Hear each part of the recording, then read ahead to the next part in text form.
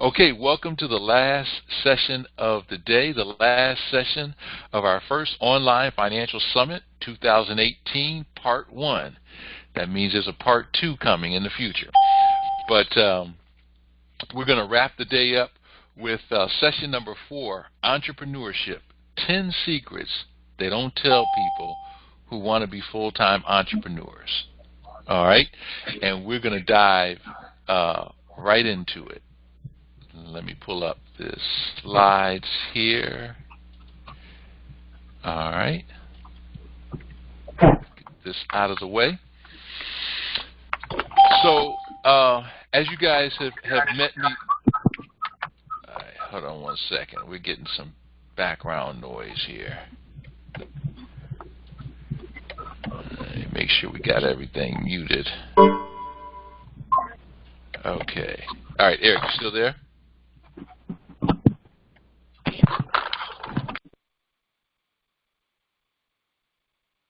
Okay, hold on one sec. All right. Yeah, I'm still here, Gerald. Okay, all right. I just got to get everybody muted and we'll get going here. I'm going to mute myself. Okay. So most people know me by now. My name's J.R. Fenwick, and been a full-time entrepreneur for many, many years. Probably going on about close to 20 years now, maybe about 15, 16 years. And, you know, a lot of times when we see successful entrepreneurs, all we see is the glitz and the glam, you know, and not really what's behind the curtain.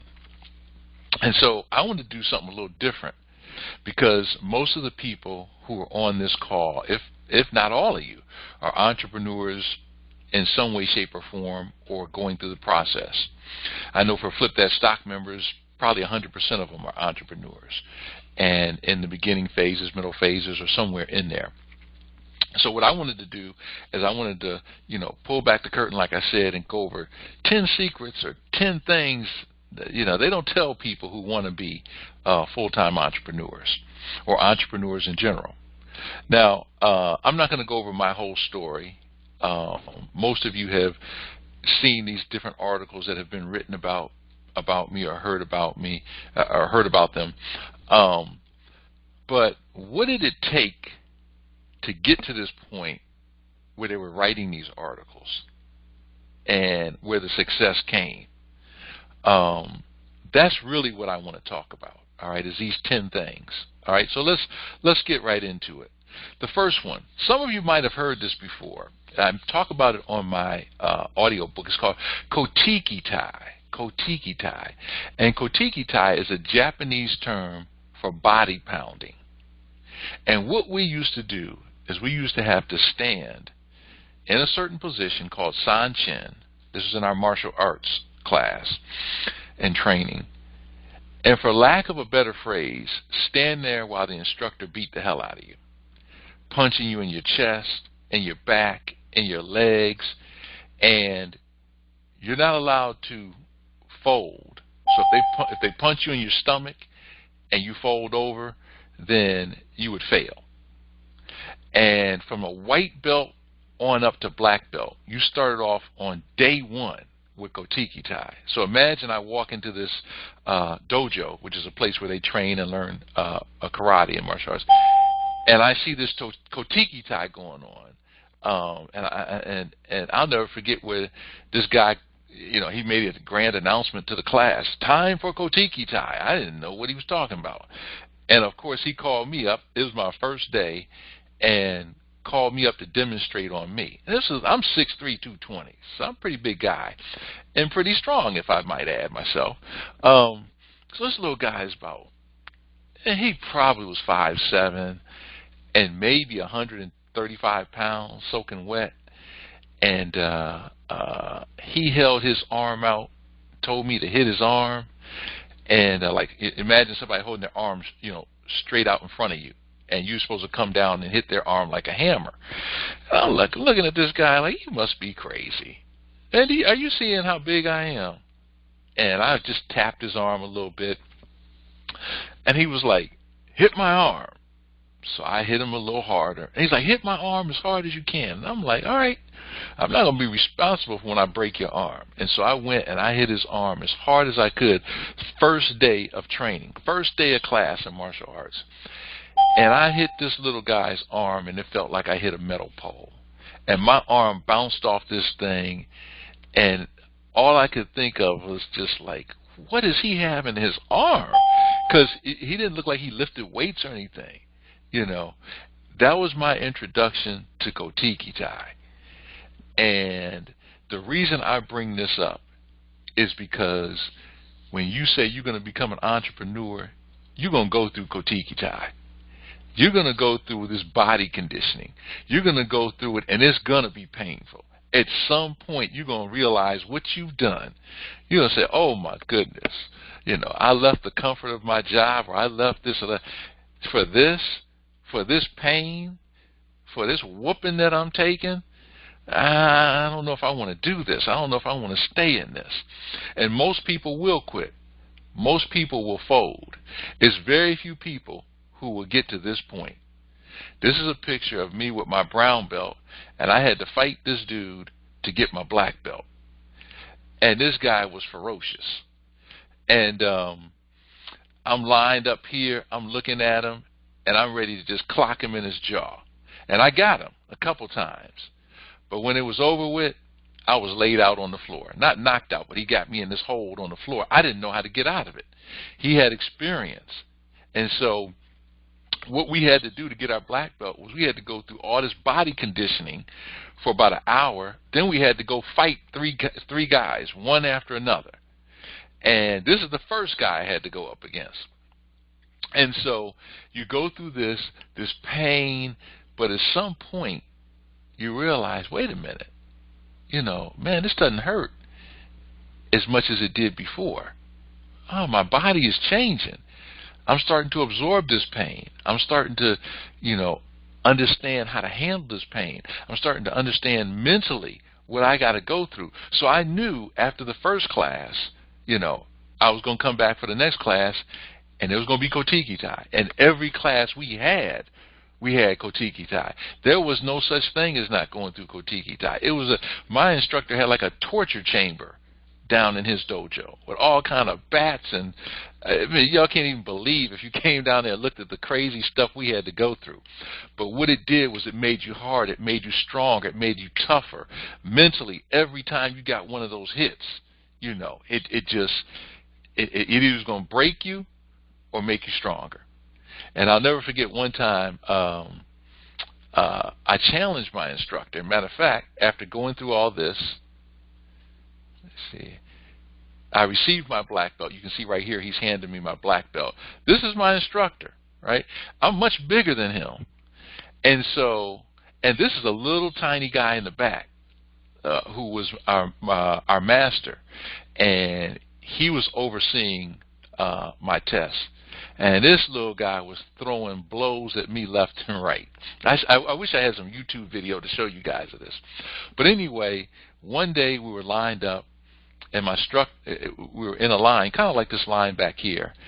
And you'd kick the person in the leg, and then you go to the back. Next person up, kick the person in the leg. And so I'm standing up in front like this, and it'd be like a line. And each person would come and kick you, the next person come and kick you, and then you go to it. So my instructor comes up, and he kicks me. And I said, that's all you got? Let me tell you, folks, that's the wrong thing to say to your instructor who's like 3 levels of black belt above you. He kicked me so hard, I hobbled in the back room and had to go to the emergency room at the hospital. And when I got to the emergency room, they took x-rays. They didn't know if my leg was broken or what. And then they came out with this x-ray, and they said, what happened to you? The good news is your leg isn't broken, but you've got a bruise on your bone. And they showed, imagine seeing an x-ray of a bone with a big old bruise on it. How did that happen to you?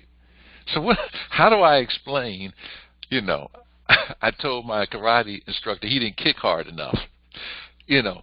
But after that, it still didn't deter me. It still was like, I got this. I'm coming back. And so I share this story with you because, If you're going to get in this game of entrepreneurship full time, hey, you're going to feel some pain. So you might as well just accept it. You know, it's like somebody going into the martial arts and saying, I don't want to get hit. Well, don't get in this game. You're going to get hit. It's going to be some pain. But you stick with it. You stick with it. You stick with it. You learn how to control it physically, emotionally, mentally. And you go from this to getting that black belt. So just looking at this brings back so many memories. So the first thing that they didn't tell me about when I got into entrepreneurship, see, I was all excited. You know, I got this product, a company. I got a studio, which was, you know, really my first company. And, oh, man, this is going to be great, and this and that. And they didn't tell me about this. All right, number two, they didn't tell me that my friends with jobs couldn't help me. Right? So think about this. If you got friends with jobs and they're trying to stay with their job and move up the corporate ladder or whatever ladder there is at their job, and you're talking about leaving and going out and being this entrepreneur, well, what are your friends going to tell you to help you out? I mean, they might be encouraging, yeah, you can do it. And a lot of times, you know, they're not even able to do that, and we'll talk about that in a little bit. But your friends with jobs who have intentions of staying at jobs and moving at jobs and that moving up in the job, and all they want to do is have a job, they can't help you. Okay? And I didn't know that going into this. I just thought, hey, you know, all my friends would be able to help me. I'm going to do this entrepreneur thing. And nah, because they're not going through what you're going through. See, they're not going through Kotiki tie like you. They might be going through Kotiki tie with the boss, but you're going through the real deal that's out there. So that's number two. Your friends can't help you. Number three, your loved ones may not support you. And this is a tough one for many people. You know, you're excited. You say, I got this gift I want to give to the world. I got this product. I got this service. I got this, you know, whatever that I want to put out there and create a business and a product or service. And I want to leave my job. And then your wife or your husband or your spouse or your boyfriend or your girlfriend looks at you like, what? Come on now. You need to, you don't need to be leaving this good job now. You don't need to be leaving this. You know, imagine the reaction I got when I said I'm going to leave my $100,000 a year job in the most lucrative industry at the time, pharmaceutical sales, 100,000 plus, company car, expense account. With the company card that we had, they gave us a gas card, a maintenance card, a credit card. I didn't have to do nothing with that car. Went to the car lot and they gave me keys to it and drove off. Literally, I'm not exaggerating when I say that. You know, so benefits. Imagine telling your loved one, I'm giving all that up because I want to be my own boss. And don't compound the problem and have kids and little kids and have a house and you know, a mortgage and a car note. Your loved ones, they going. There's some people on this call know exactly what I'm talking about. I can't even see who's on here, but I just know from being out here and talking to so many people. They look at you like you're crazy. Like, what are you doing? You know. Number four, it's lonely. It's lonely at times, because you feel like you're here at the end of the pier just looking out at the big world. You have all this in you that you want to get out and that you want to give, but there's nobody around. There's nobody who understands you sometimes. I remember a friend of mine used to say to me, you're just wired differently. And I used to get so mad when they say that, like, I'm not wired differently. I'm not. But really what they were doing was paying me a compliment. I am wired differently. I'm not that dude who's going to get up and go work a 8 to 5 or 8 to faint, or, you know, have somebody controlling all my time, my efforts, my energy, my money, my family. I'm not that dude. I am wired differently. And I'm proud to say I'm wired differently. But guess what? There ain't a whole bunch of people out here who are wired differently. You guys are probably wired differently because you're on this call. And you've taken the time on a Sunday to get on these calls that we've had in these sessions all day long. But just know, it's lonely out here. And, you know, you got to learn, how to be able to deal with that. Um, did I skip one? I must have missed one. I missed it. This should be number 5. Hey, there's no regular pay cycle. All right, all work, no pay. It's not, you ain't getting that paycheck every 2 weeks. You see, it might be, especially when you're starting out, it might be months before you get some pay. So the question is, how long do you stay in the game? How long do you stay in the game? Most people quit. Most people quit. I can't do it. They're not mentally tough enough. They're not physically tough enough. They're not emotionally tough enough. They can't stay in the game. And so they got to have that regular paycheck. And that may be just who they are, and that's okay. But for real entrepreneurs, we know there's no regular pay cycle. Okay? But we'll talk a little bit more about that. But this is something going into the game I didn't even think about. I didn't think about there's no regular pay cycle, because your brain is wired like, when you're coming out of a job, that check is going to come every 2 weeks, until you realize when you get out here, it doesn't come. It's like, whoa, then what am I supposed to do? And then your mind starts going crazy. I got bills, all this stuff. How do you control that? All right. So this is a little different. This might be a little different than what y'all were thinking. A lot of times you say 10 secrets to entrepreneurship. They didn't tell us. And you're thinking, okay, well, here's this secret over here. If you go out here and you get this little widget and you do this, oh, man, you're going to blow up. No, that's not the purpose of this session. The purpose of this is to pull the curtain back and say, this is what you're going to have to go through if you really want to get to the other side. Okay? Okay, number 6, the real number 6. You better learn sales and marketing. I don't care if somebody says, I don't want to learn how to sell, I don't want to, don't become an entrepreneur. And as a matter of fact, you're selling and marketing whether you realize it or not. Ladies, when you get up and you put on lipstick and a certain type of dress and put on a certain, you do your hair, you're marketing yourself as a professional or as whatever. Fellas, when you put on a certain type of suit, certain type of shoes, you're marketing yourself. It's saying something about you. And so in order to run a business, you better understand and learn marketing and sales. As a matter of fact, because I was in the pharmaceutical sales industry, I have a lot of physician friends, and I know a lot of people who are opening up new offices. And I had one friend that was opening a new office, beautiful office, and they could just walk in the bank and get financed 100% for their office because they graduated, medical degree. The banks just finance you. But this particular friend had no patience. He had no patience to practice on. And he realized, dang, I got to put some marketing and sales out here to get patients and to make money to support my office and pay my student loans back and survive. And it wasn't easy because he just thought it was going to be a cakewalk. Hey, I'm a doctor. No, it don't work like that. You got to understand marketing and sales. And if you can't do it, you better understand it and have somebody who does know how to do it. Get involved with it. But it is a must. I don't care what business you point at. They got marketing and sales. They have to have customers or they're out of business. Okay? Number 7, you need a partner to go on this journey with you. You can't make this journey alone. I'm sorry. It ain't going to happen. It's like saying I'm going to go through the desert, a 100-mile trek of desert with 120-degree temperature, or, climb Mount Everest by myself and make it through this. It's not going to happen. You need a partner who says, I want to go on this journey with you because this is what I want.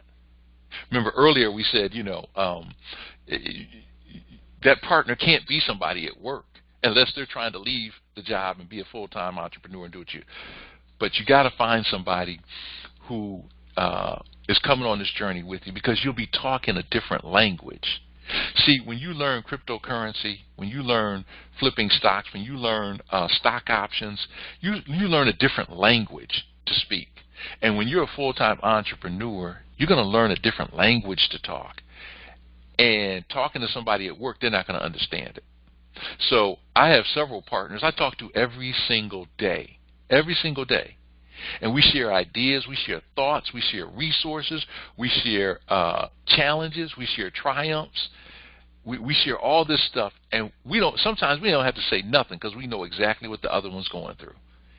And you have to have that when you're going on this journey. It's impossible to make it without having at least one partner who's there saying, I'm with you. I'm going with you on that journey. And they got to be in it. It can't be like, I'll go on the journey, but I'm going to sit on the sideline. No.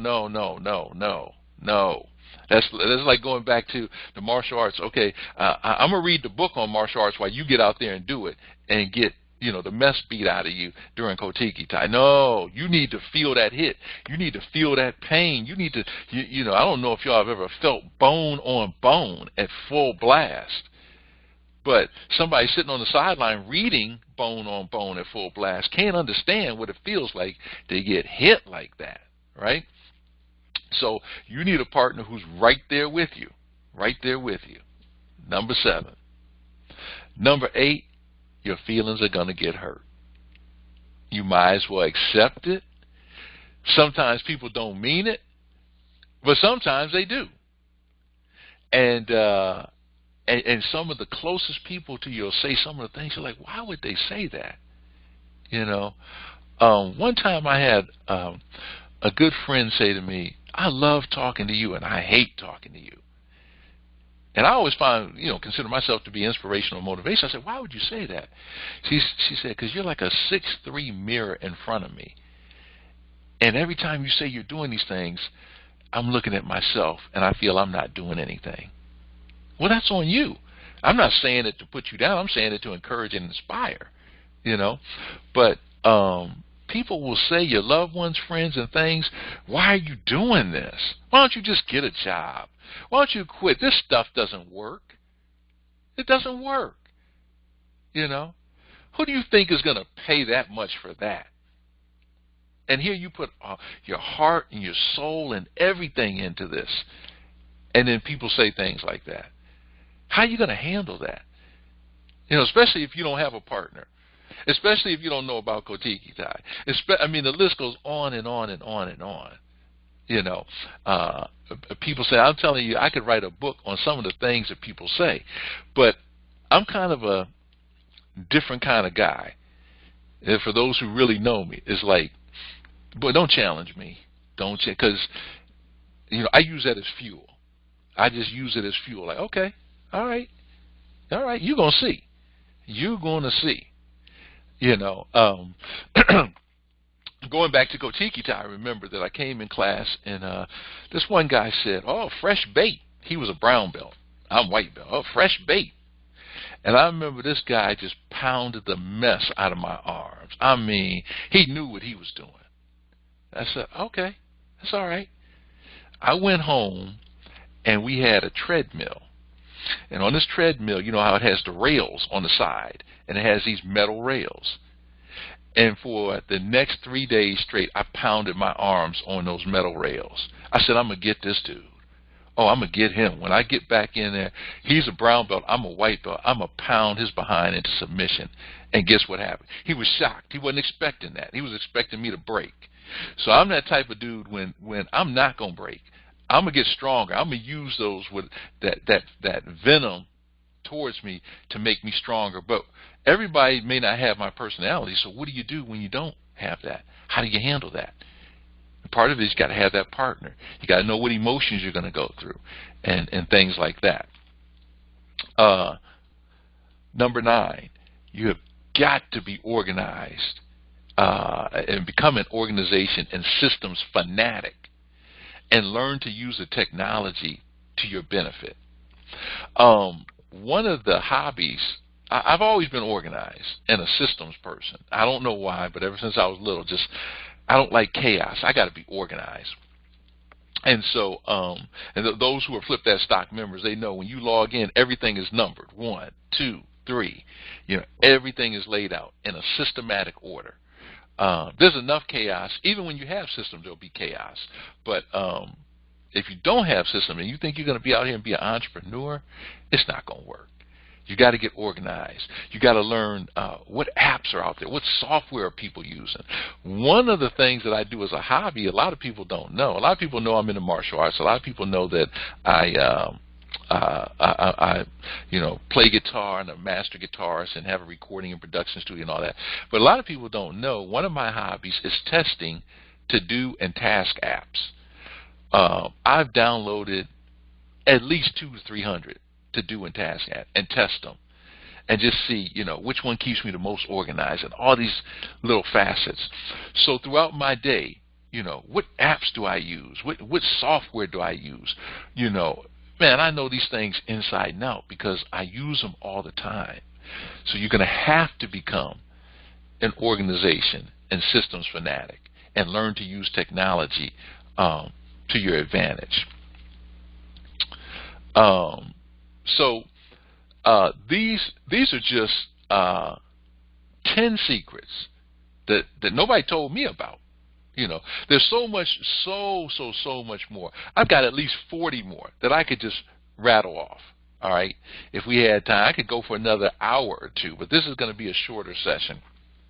And I thought this would be appropriate to close out this session with this, to give people, because people who are learning, about cryptocurrencies, people who are learning about flipping stocks and stock options, they're not doing that They're not doing that all day. That's the beauty of those things. You don't got to do them all day. So again, everybody's kind of getting into entrepreneurship, and investing is the most powerful combination you can have. Entrepreneurship and investing, most powerful combination you can have to create and design the life you want and freedom. Hands down. There is no other combination greater than this. And it's been proved. This isn't just J.R. Fenwick saying this. It's been proved over and over and over and over again. The benefits of being an entrepreneur, not only life-wise, but with taxes and things like that. But I wanted to share these 10 secrets. But then the question beckons, well, why? Come on, J.R. Why would anybody want to become an entrepreneur after you done told us those 10 things, and you said you got 40 more? And to be honest with you, I probably have another 60 more. Why would somebody want to do this? And the reason is because it's worth it. It is worth it. When you go through this process and you get the freedom. One of my favorite movies, and I talk about this in my audio book, is The Shawshank Redemption. You see this guy scraping a wall with a spoon for years till he gets a hole. It gets a hole big enough, and if you haven't seen the movie, you got to. If you're an entrepreneur, it's mandatory you watch The Shawshank Redemption. It's mandatory. That movie has so much in there. This guy's scraping a wall, a prison wall. He's in prison. He's scraping this wall with this spoon and taking the crumbs that, the scrapings from the wall, putting it in his pocket and going out to the prison yard and letting it go out of his pocket in the yard so they don't see all this scrapings in his cell. And he has a poster over this hole he's making. And then he finally gets a hole big enough to get through. And then he has to crawl through, I can't remember if it was 100 or 500 yards of prison feces to get to freedom. How many people are willing to do that? I mean, you got to sit there for years and scrape a wall. Shoot, somebody would take a spoon and scrape the wall once and be like, I'm done. Man, I ain't doing no more. I'll just sit up in here. But really, that movie is kind of like an analogy of how people are. Some people are in a prison in their cubicle at work or in their life doing stuff they hate, but they ain't willing to do what it takes to break out. And they don't realize that the effort and the energy and the time and the misery that they have staying in that, if they took that same effort and energy, they could break free. So, it's worth it. Freedom, unlimited income potential, doing what you love, control over your life, maximizing your income potential, inner fulfillment. I mean, all these things tie into it's worth it. It is worth it. When all the pain and agony and everything I went through to get that black belt, in the end, when I went up and shook his hand and he handed me that black belt, it was worth it. When I first started playing guitar, these strings felt like they were cutting into the tip of your fingertips. These are like steel strings. This stuff was painful. I was like, the people on TV, when they play, they don't look like they in pain like I'm in pain, you know. But it was painful, and I just had to keep pressing and keep going on and I didn't feel like I was making any progress, but I just stuck with it, broke through the pain, and I'm telling you, it was worth every bit of pain. It was worth it. And then the other thing is, as far as we know, we've only got one life on this planet. I mean, we may come back as a flower or something, but as far as we know, as a human being, we only have one life on this planet. Why would you waste your life doing something that's not giving you freedom, unlimited income potential, doing what you love, giving you control, inner fulfillment? Why would you do that? Well, JR, it's hard. I don't know if I can make it. Well, isn't it hard getting up, getting stuck in the beltway and going into a job you hate and having somebody else control how much you're going to make in your time and telling you, you can go see your kids for the soccer game, but you can't go to the dance recital, and you got to call in and tell them, well, my kid bumped his knee. I got to, take him to the hospital, but I got to get permission, and on and on and on and on. I'm just speaking for me. I can't do it. I just can't do it. Because I only got one life and I want this. And so I realized as I was going through this, like I said, I'm just wired differently. I'm going to put in the work, the time, the effort to get what I want. And, there'll be rough days, there'll be great days, but every day is worth it. Every single day is worth it. And so I share all this with you because I've developed a new entrepreneurs program that I'm actually testing. I'm actually testing this out, and I'm going to test it out on about 4 or 5 people, okay? And I'm going to take the principles from my book, my first book, How I Quit My $100,000 a Year Job, and here's the sequel coming out, How I Quit My Job and Built a $1 Million Company. And I'm going to take these principles, and I'm going to pull the curtain back, and I'm going to show you guys, for those who are accepted into this program, all right, I'm going to show you exactly what I did to build Flip That Stock. I'm going to show you what software I use, what apps I use, what kind of books I read, what kind of music I listen to, how do I plan my day. All of this is laid out and very, very systematic. And I started coming up with this idea because I go to a lot of entrepreneur conferences. And, man, folks are so excited and so fired up, and they just don't have a clue. I was at this one conference, and the speaker said, how many people in here, if you've written a book, stand up? And, man, people were jumping out their seat. And they were all excited, and he was going around, what's the name of your book? And the person said, my book is blah, blah, blah. And the other person, my book is blah, blah, blah. And he asked a couple people, and then he went back up on the stage. He said, don't nobody give a damn about your book. And everybody's like, what?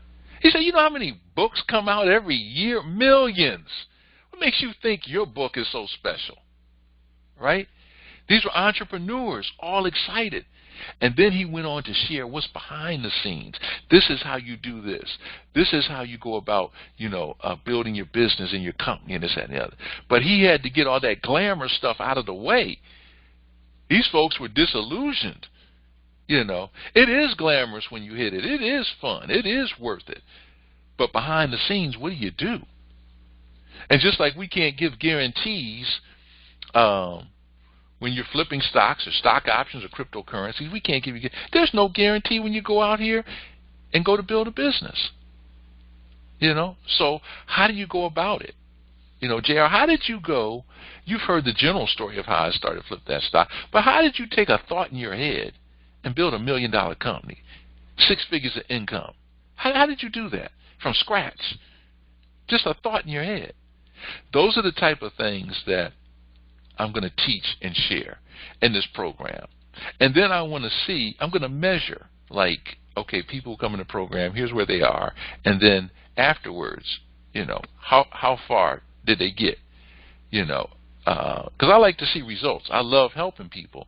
So, how is this helping? So this is the first time I'm ever rolled out anything like this.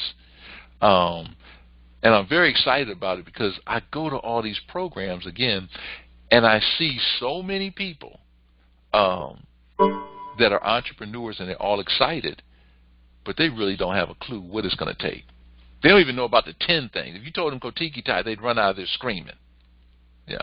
So if this is a program that you're interested in, just email me at flipthatstock@gmail.com, and I will send you more details on it, and the length of the program, the cost of the program, and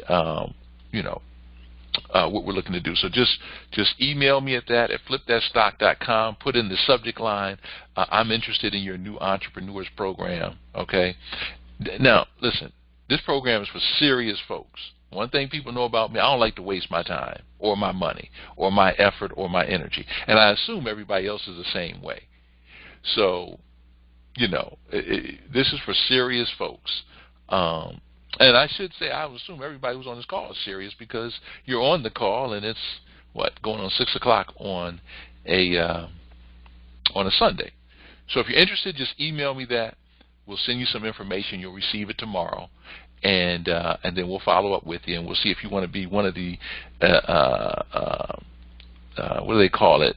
Inaugural? I don't know if that's the right word, but one of the first members in this program to go through it and get access to all these different tools and resources and just thought processes that I go through and my team goes through as we build our companies. Okay? Now, what I'd like to do is we're going to close out. Man, we had a tremendous day. I mean, just tremendous day. Starting off with Eric talking about Bitcoin and cryptocurrency. Then I came up and talked about flipping stocks. Then Eric came back and talked about stock options. And now here we are wrapping it up with entrepreneurship. And like I said, this is just part one. So if you liked part one, wait till you see what we got planned for part two. It's off the charts. Off the charts. All right. So I want to thank everybody for taking time to just listen in. If you want to take advantage of any of these specials, go ahead and take advantage of them. My phone, there's been about an hour break in between each one of these sessions. My phone has been blowing up with emails all day long. With people writing in how much they enjoyed it. Then some people, I couldn't get in. I kept trying to get in. I don't know if we had too many people on some of the lines or whatever. So this is being recorded. This will be loaded up tomorrow, so you can rewatch the various sessions. And man, I had a ball. I know Eric had a ball. I'm losing my voice a little bit. Been a long day, but just a tremendous, tremendous time. So we're excited about all the folks that will be coming on the various programs and teaching them, and so much more. Yeah, man, so much more we got lined up. A lot of surprises. All right, so I'm going to take the recording off here.